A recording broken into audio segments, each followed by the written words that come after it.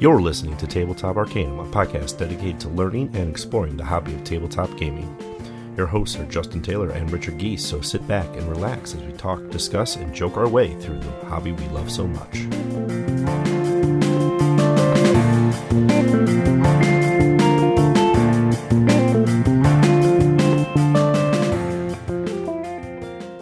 Welcome to Valnir, an otherworldly land home to devastation, unstable magics, and now you, a mage tasked with exploring this strange new frontier, rediscovering your affinity for magic as you learn altercation techniques to control the elements, hone your talents as you forge new spells from ancient power, and emerge a force as you perform breathtaking heroic deeds. Welcome to Tabletop Arcanum. My name is Justin, and I'm bringing you a review of Mercurial, put out by Good Games Publishing. This is a 1 to 4 player game, plays in 45 to 90 minutes, and has an MSRP of $49.99. A big thank you to Good Games Publishing, who was kind enough to send us a copy to review of this game. And let's dive in. My first impressions of Mercurial were very impressive. It is a beautifully colorful world, game, and components all draw you into this new fantasy world that you're going to be a mage in. From the character cards that you're playing, from the spells that you're weaving, to the dice, and even the physical components. Everything kind of gives you this nice tactile and visual experience throughout the game. And it does something a little bit different with the dice, and I will talk about that and some of the things that it does well. So Mercurial has not only beautiful art throughout it, it has a tarot size layout. And one thing I call out on the art and aesthetics positively on this one is the layout of the cards is amazing. All the icons for the game and symbols are all on the edges and out of the way of the art, so it takes front and center. So much so that there isn't even text on the cards. Everything is icon or symbol driven on this game, and it makes it kind of unique in that sense that it doesn't really require language once you understand the language of Mercurial itself. The dice you get are nice custom dice. They have unique faces, each representing different elements.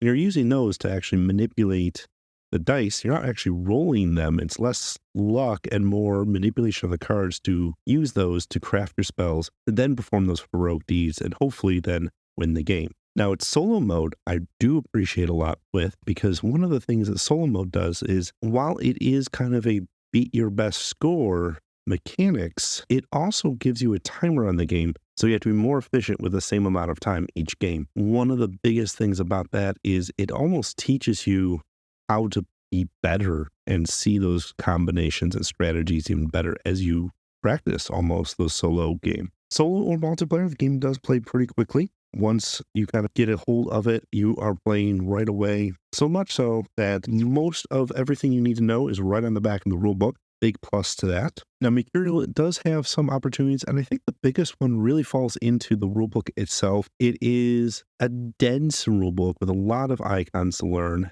and once you start deciphering that language, it does become easier, but for some people, it may become an obstacle to get to even enjoying the game. With that, while I love the art of Mercurial through and through, not all of it knocks it out of the park. The spell cards themselves seem to need a little bit more love than the rest of the cards, but that doesn't necessarily hold me back from enjoying the game. If you like games that give you a beautiful option as far as combo-driven games or the nice aesthetic fantasy games that draw you in with its theme and look, Mercurial will have your back on those. If card combinations, dice manipulation, and dense rulebooks aren't your friends, you may have a harder time picking up Mercurial. But I still say, with the solo mode, give it a go.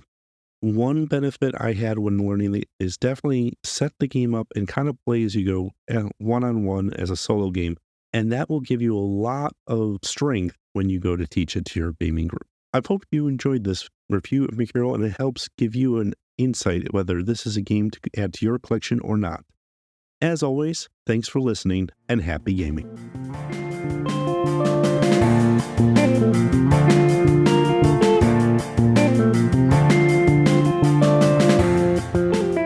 You've been listening to Tabletop Arcanum, produced by Justin Taylor. This episode is hosted by Justin Taylor. Mixing and editing by Richard Geese. Original theme by Paul Moore and Issac Gilbert. Check the description for this episode's featured background music. You can follow us on most social media platforms. Be sure to like, subscribe, and follow, and leave us a review if you would. As always, thanks for listening.